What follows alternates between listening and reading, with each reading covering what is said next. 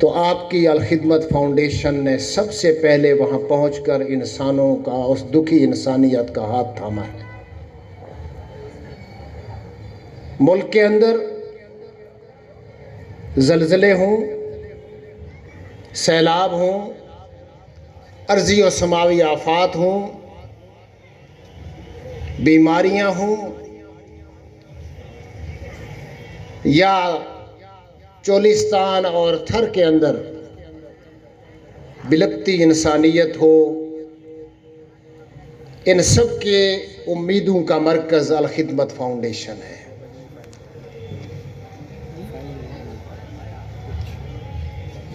محترم احباب، یہ کام الخدمت فاؤنڈیشن ظاہر ہے کہ اپنے وسائل کی بنیاد پہ نہیں کر سکتی، آپ ہی کے دیے گئے وسائل ہیں جو پوری امانت و دیانت کے احساس کے ساتھ جہاں آپ کہتے ہیں وہاں تک پہنچانے کا فرض پورا کرتی ہے الخدمت فاؤنڈیشن۔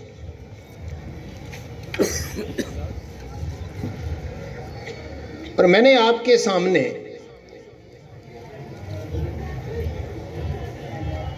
رب کائنات کے کلام لا ریب میں سے ایک آیت کا کچھ حصہ تلاوت کیا ہے کہ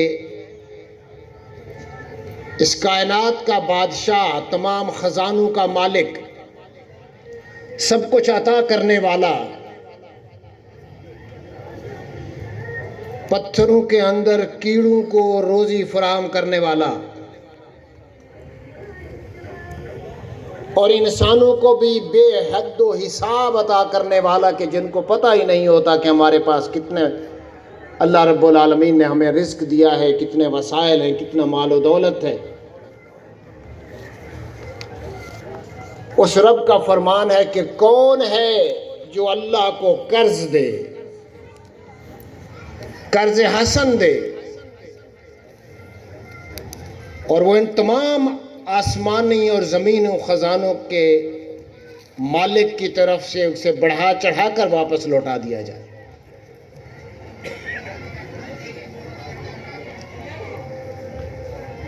الخدمت فاؤنڈیشن کے اس پلیٹ فارم پہ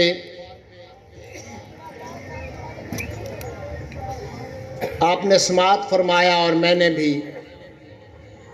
کہ صدر الخدمت فاؤنڈیشن ضلع رحیم یار خان ڈاکٹر سلیم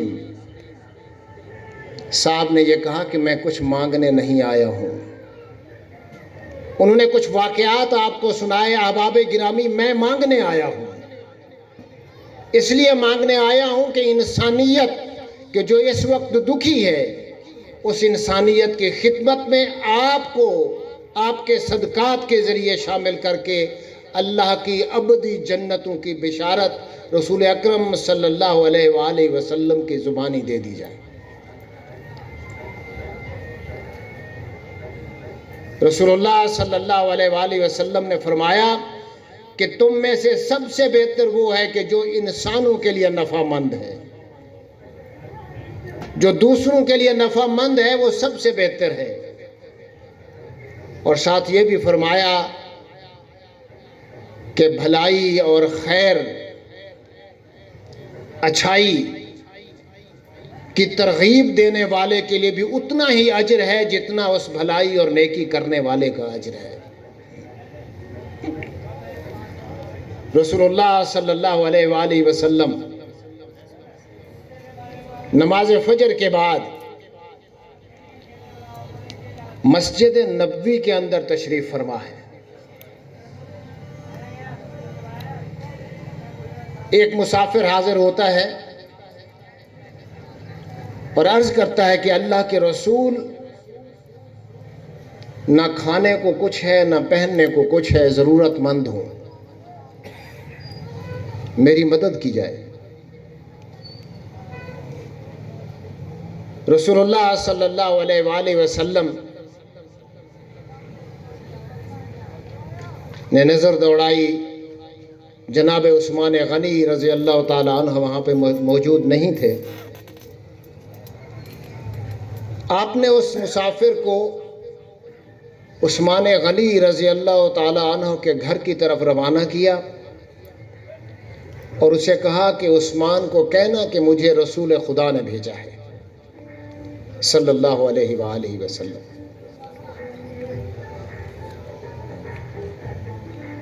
وہ شخص دروازے پہ پہنچا،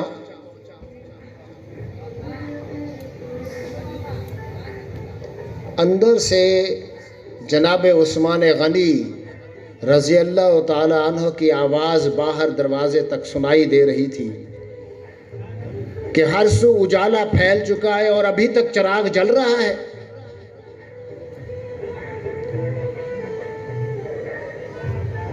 وہ شخص کہتا ہے کہ میں سوچنے لگا کہ جو بندہ چراغ کے جلنے پہ اس طرح سے سیخ پا ہو رہا ہے وہ مجھے کیا دے گا؟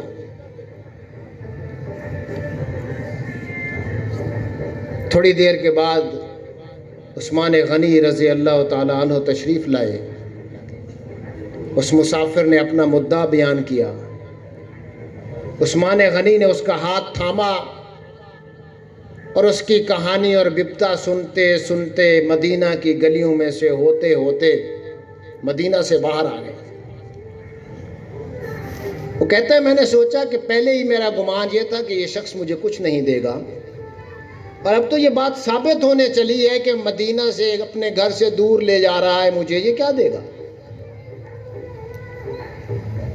وہ کہتا ہے کہ اسی اثناء میں میں نے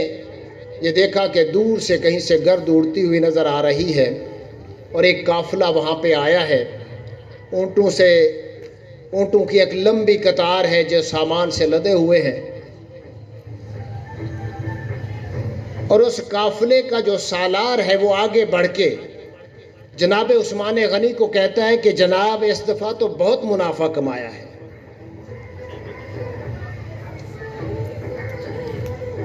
اور اس پہ عثمان غنی مسکراتے ہیں اور اسے کہتے ہیں کہ تجھے مبارک ہو اس سودے کی کہ جس میں تو نے منافع کمایا ہے، لیکن میں نے تو اس سے بھی بڑا سودا کیا ہے، اور ساتھ ہی یہ کہا کہ یہ پورا سامان اس بندے کو دے دو۔ وہ کہتا ہے میں حیران و ششدر، آنکھیں پھٹی کی پھٹی رہ گئیں، منہ کھلا رہ گیا،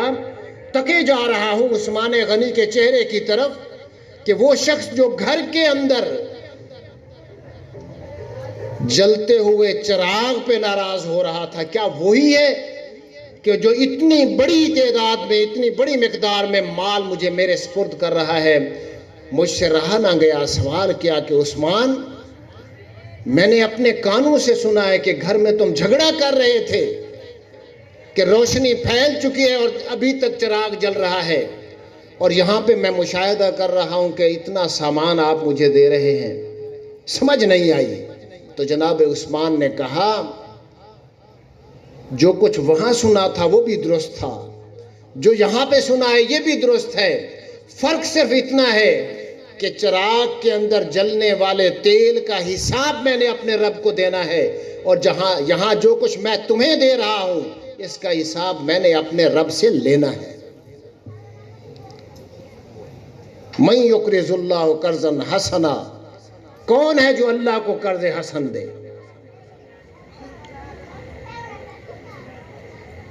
پوری تاریخ جو اس طرح کے واقعات سے بھری ہوئی ہے، لیکن وقت اپنی تنگی دامہ کا شکایت کر رہا ہے۔ آپ کے پاس جو ہے وہ وعدہ فارم بھی پہنچ چکے ہیں، اور الخدمت کے رضاکار اس سے پہلے بھی آپ کے پاس آئے ہوں گے۔ الخدمت کہاں کہاں کیا کیا خرچ کرتی ہے اس کے مصارف بھی آپ کے سامنے ہیں، اس کا تعارف بھی آپ کے ساتھ ہو چکا ہے۔ میں تو آپ کے سامنے آیا ہوں جھولی پھیلا کر کے، اپنے دامن میں جو کچھ بھی ہے اللہ کو قرض دے دیجئے، اللہ کے راستے میں لٹا دیجئے، اور یقین جانیے کہ وہ رب کائنات، وہ اس کائنات کا بادشاہ، اس کا وعدہ ہے کہ وہ آپ کو اس میں اضافہ کر کے واپس کرے گا۔ تجربہ کر کے دیکھ لیجئے، اور اگر یہ بات اپنی زندگی کے اندر آپ دیکھ نہ لیں تو آپ آ کے مجھ سے لے لیجیے گا، اس لیے کہ مجھے تو کلام ربانی کے اوپر اسی طرح سے یقین ہے جس طرح سے کل سورج کے طلوع ہونے کا یقین ہے۔ اللہ نے فرمایا ہے، بالکل سچ فرمایا ہے، رسول خدا صلی اللہ علیہ وآلہ وسلم نے کر کے دکھایا ہے، یتامہ کی سرپرستی بھی کی ہے، بیوگان کے سہارا بھی بنے ہیں، اور ضرورت مندوں کی ضرورت کا خیال بھی رکھا ہے، مصیبت زدہ کے مصیبتوں کے اندر کام بھی آئے ہیں۔ کون ہے جو اس میں بارش کا پہلا قطرہ بنے گا اور اپنی سیٹ پہ کھڑے ہو کر یہ اعلان کرے کہ الخدمت فاؤنڈیشن کے لیے وسیلہ الخدمت ہے، آپ اللہ کو دے رہے ہیں، یتامہ اور بیوگان کے لیے، مصیبت زدہ لوگوں کے لیے، اپنے بھائیوں کے لیے، اپنی بہنوں کے لیے، اپنے بیٹوں اور بیٹیوں کے لیے اپنے جیب میں ہاتھ ڈالیے۔ نقد رقم بھی دی جا سکتی ہیں، وعدہ بھی کیا جا سکتا ہے، اور یہ میرے سامنے ایک وعدہ فارم ہے، محترم زاہد الطاف صاحب نے کفالت یتامہ پروجیکٹ کے لیے 7,20,000 کی رقم کا وعدہ کیا ہے۔ اللہ رب العالمین ان کے مال، رزق اور اولاد کے اندر برکت عطا فرمائے۔ یہ دوسرا میرے پاس محترم خواجہ بشیر صاحب کا وعدہ فارم ہے، انہوں نے بھی کفالت یتامہ پروجیکٹ کے اندر 3,30,000 روپے، اللہ رب العزت ان کے مال رزق کے اندر جو ہے وہ برکت عطا فرمائے، اور اللہ کا وعدہ یقیناً سچ ہے، بڑھ چڑھ کر اللہ دے گا، اسی دنیا کے اندر دے گا۔ محترم عامر رمضان صاحب کفالت یتامہ پروجیکٹ کے لیے 1,32,000 کا وعدہ ہے ان کا، ماشاءاللہ، جزاک اللہ، بہت شکریہ جی۔ محترم سید تسنیم محمود صاحب،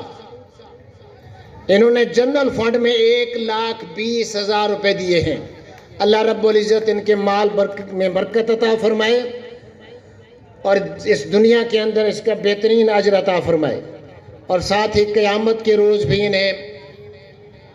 رسول اکرم صلی اللہ علیہ وآلہ وسلم کے ساتھ کھڑے ہونے اور سرخرو فرمائے۔ ڈاکٹر زوناشیس حسن صاحبہ،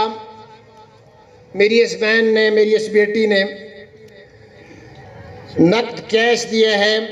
کفالت یتامہ پروجیکٹ کے لیے 66,000 روپے، اللہ رب العزت ان کے مال میں برکت عطا فرمائے۔ ڈاکٹر نائلہ خواجہ صاحبہ، میری اس بیٹی نے بھی نقد 66,000 روپے کفالت یتامہ پروجیکٹ کے لیے دیے ہیں، اللہ رب العزت ان کے مال میں مزید اضافہ فرمائے، دنیا و آخرت کی کامیابیوں سے نوازے۔ ڈاکٹر صالحہ صاحبہ ہیں، صالحہ میر صاحبہ، انہوں نے بھی 66,000 روپے نقد جو ہے وہ پیش کیا ہے کفالت یتامہ پروجیکٹ کے لیے، اللہ رب العزت جو ہے وہ دنیا و آخرت کی کامیابیوں سے نوازے۔ وقار احمد صاحب ہیں، ٹاؤن شپ لاہور، ان کا ایڈریس لکھا ہوا ہے، 66,000 روپے نقد انہوں نے دیا ہے کفالت یتامہ پروجیکٹ میں، اللہ رب العزت جو ہے وہ مزید عطا فرمائے، دنیا و آخرت کی کامیابیوں سے نوازے۔